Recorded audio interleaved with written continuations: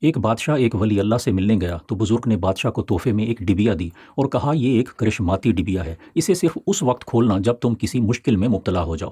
بادشاہ نے ڈبیا اپنے گلے میں لٹکا لی۔ کچھ عرصہ بعد بادشاہ شکار کھیلنے گیا تو ایک شکار کا پیچھا کرتے ہوئے ساتھیوں سے بچھڑ کر غلطی سے دشمن علاقے میں چلا گیا۔